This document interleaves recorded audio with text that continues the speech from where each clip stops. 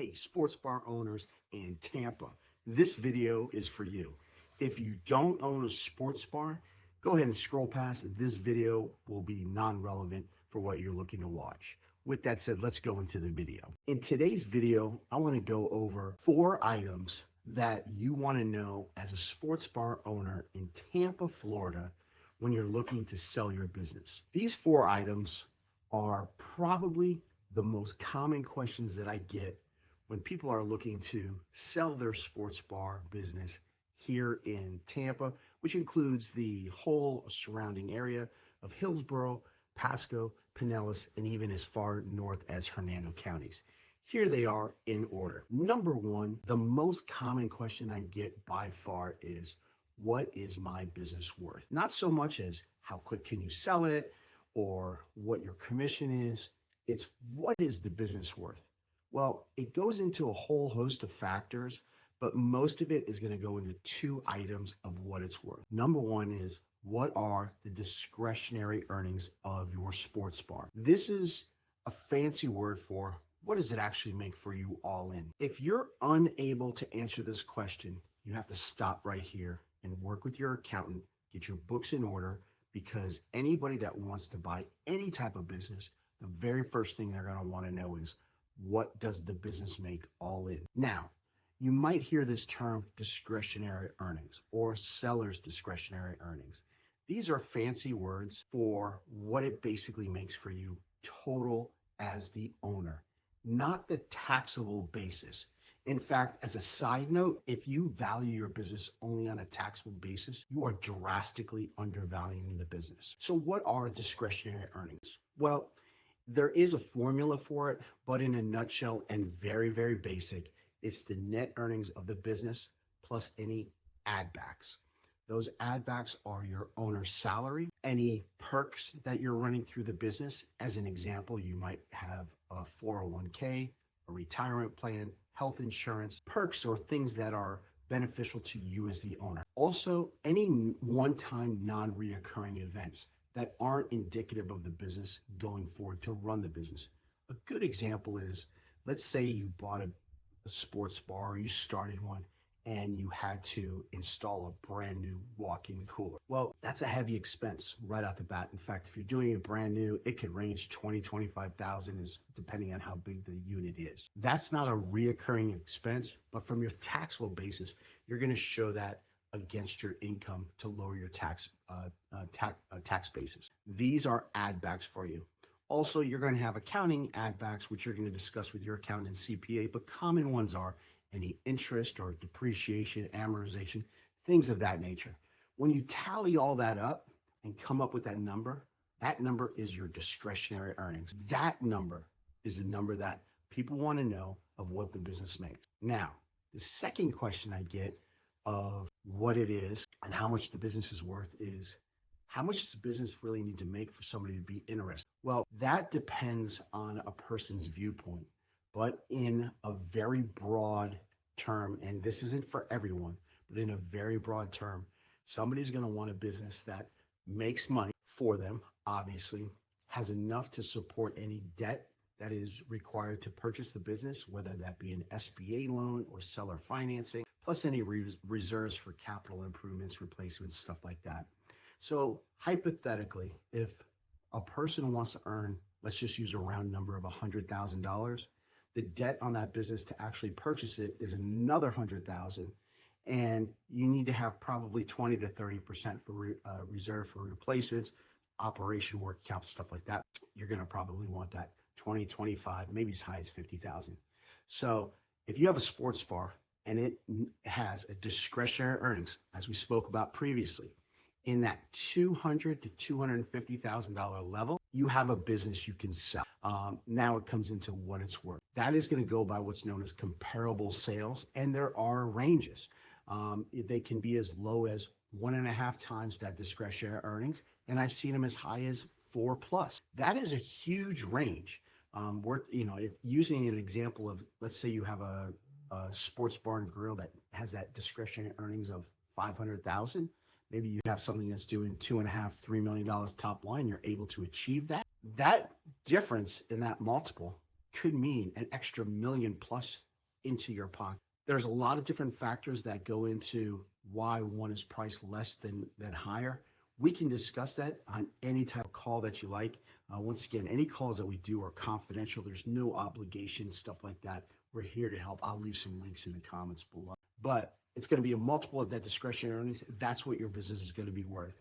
Now you have to take into account number two. Number two, which is huge, is can the business be financed to be purchased? Even when you have somebody that has billions of dollars, they normally will look to some type of financing to purchase the business. If the business is priced $5 million and under, most traditional banks are going to use what's known as an SBA 7A program to finance your business. This is an acquisition model that will allow them to purchase a small business, usually with 20% down or less. Some banks will allow seller contribution or a seller second carry as part of that 20%. So there are instances where a purchaser can purchase a business with as little as 10%. So if we're looking at a sports bar and it's selling for, hypothetically, let's say $1 million, instead of them putting down $1 million, they may be able to buy that business with as little as $100,000 down and then finance the rest. This is the commonplace. In absence of financing, your business becomes extremely difficult to sell. Now, why is that?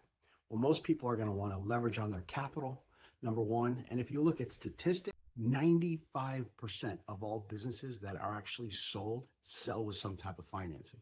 Now, I use the term some type because there can be SBA 7A. There are some types of conventional financing.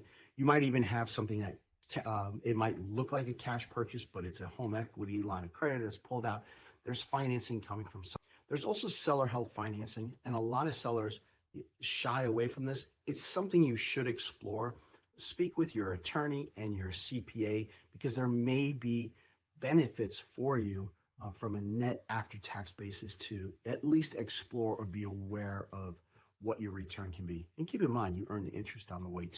So that's number two. Number one, once again, what is the business worth? It's going to come down to discretionary earnings and comparable sales, and you're going to be on a multiple within that range. Number two, can the business be financed? Number three, and this one is kind of tricky, and you need to pay attention on this, is the business completely owner-operated or is it absentee?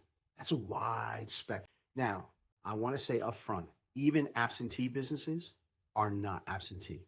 If you do not have the ability or the desire to actually have input into your business, you probably should shy away or going with some type of partner that you're the silent partner. You need to have your hands in small business. It's a moving process that has a lot of parts. You have to keep an eye. So businesses that can be run where you are not the actual business. So let's say you have a smaller mom and pop sports bar that maybe have you as the owner and maybe one or two employees. If you strip yourself out, the business has to replace you. That is more of an owner-operated basis, or even a self-run. So that's number one. And then if you look at larger ones that maybe have 100 turnovers per day with maybe 40, 50 tables plus, you have a staff of 15. Think of things like this as some of the larger scale sports bars and grills. Those are usually manager run, or there's some type of management in place, whether it be shift managers or one general manager. But the actual owner is not there too much, and the owner's responsibility is more to staff and oversee the operation of those businesses. Absentee businesses are always going to be worth more than fully run business, simply on a time leverage factor. So that's number three. Number four is, how long does it actually take to sell your sports bar here in Tampa? That is a tricky question. If you go by general statistics, and you go to probably a very common website, which would be the SBA or any business for sale website, most are going to tell you it takes 8 to 10 months. Although this is true, once again, this will sway from one side to the other. So how long does it actually take to sell your business? Well, it's going to come into a factor of how you price it. Is there finance? Is it absentee? Is it owner? and actually how you bring it to market. So it's a combination of almost all those other items. Here we've been doing it for close to 20 years, about 18 and a half to be. We've sold all types of liquor-related establishments, from liquor stores to sports bars to beer bars to billiard halls to dance clubs. We have a whole host of it.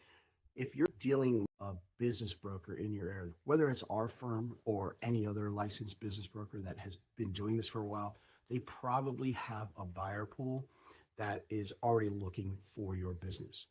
Now, if you are going the business broker route, you should have somebody that is a little bit experienced in the place or is able to partner with somebody that is experienced in the realm, because dealing with sports bars and grills or anything liquor related, you're dealing with a whole host of factors, which also will include the business itself, the leases, the licenses. There's a lot of moving parts. You want to have somebody that's at least familiar with some of these items, so it can be a smooth transfer. Once again, it's going to come down to a whole host of factors. We look here at Lobo Business Sales LLC to have everything in place before we actually go to market. So we look to have your financing in place, all your marketing done, priced correctly, comp sales, everything done. And we are normally able to bring you some type of offer within 30 to 60 days if it's priced within comparable sales and it has financing available. And once again, it has the earnings. Businesses that make less than $100,000 are usually a little harder to sell, because most people are going to look at buying a business on a risk return level, and it'll go by the average income of the area. So if the average income if the business is making less than the average income, there's really no point of taking the risk of buying a business, even if they got it for free, because they still on the hook for the lease and liability, debt service payments, stuff like that, versus just getting a regular job.